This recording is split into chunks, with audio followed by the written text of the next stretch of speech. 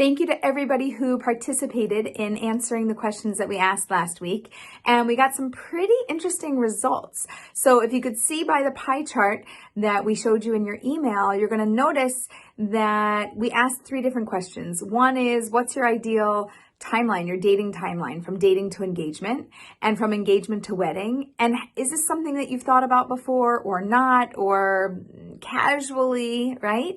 And we got some pretty interesting results. If you look at the chart on the right, you're going to see in green, heavy green, some people really haven't thought about this before. This is like totally not on their agenda.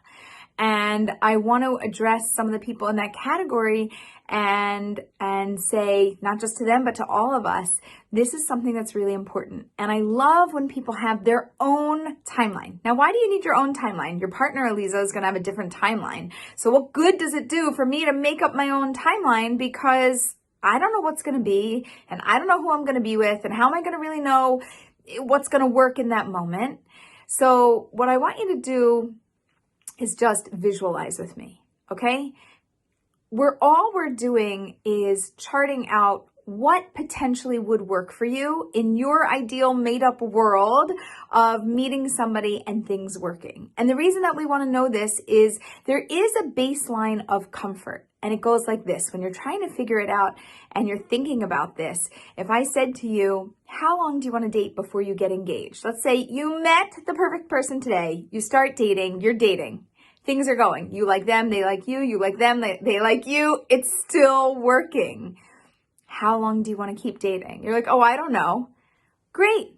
3 months? Can you get engaged in 3 months? Oh, no, too soon. For some people, they're going to be like, yeah, definitely 3 months, maybe 2, right? Other people are going to be like, no way, 6 months? Oh, I don't know about 6 months. Okay, 9 months? Maybe. A year? Yeah, somewhere around a year sounds more right? For some people, longer. More than a year, right? So once we ask you, when you are not in your comfort zone, you're going to say you're not in your comfort zone. When you start to hit a point where you are comfortable, you're going to be like, yeah, I probably could do that if I knew for sure it was the right person. Okay? So this is how we judge and we figure out that timeline. So for all of you who did that, great job. And for some of the people who haven't thought about this before and they're like, oh my gosh, a timeline. Like I never even I don't know, why would I do that? Like, why put the cart before the horse? I didn't even meet the person. I just want to answer you and I want to say that this is very helpful because when you do actually meet the person, they're going to have their own timeline, whether it's a conscious timeline because they've heard this before or whether it's an unconscious one and it's just something internal. They're going to have some sort of a timeline. And now that you will know yours and you created your base timeline, now we can compare it to theirs and we can see where we can meet in the middle, right? So if I'm on a 3-month timeline and the person that I'm dating is on a 1-year timeline, well, you can only move as fast as the slowest person in the relationship, right?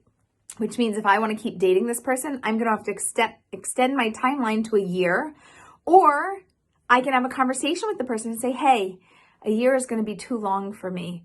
Probably I could go to about 6 months. Could you also, meet somewhere in the middle? And it's not exactly the middle, right? So would you be comfortable meeting at 6 months? And they might say, I don't know. I never thought of doing that fast. It might be too much for me. And you might be incompatible simply based on your timeline. And it's going to be something that you're going to have to figure out. But if you have the information now and you know this, then you can have an intelligent conversation. If you go out with your date and the first time that you're thinking about this is with them on the date and you're processing in the moment, then we have a little bit of a problem because we won't really know what you want because what you want, what they want, we're combining it together. And then you get a little confused. Do I want what they want because they said it first or right? And now I don't really know what I want. I only know maybe what we want, but it's not really what I want. And so I like that you are very comfortable in your own skin with your own timeline before you actually meet somebody. And then you go out there, you meet them, and then together you blend your timelines and you figure out what works best for you. Wishing everybody all the best, that you meet somebody wonderful this year, that you connect with them deeply, and that you both have clarity and ease in terms of building your new relationship and heading to the next level. All the best.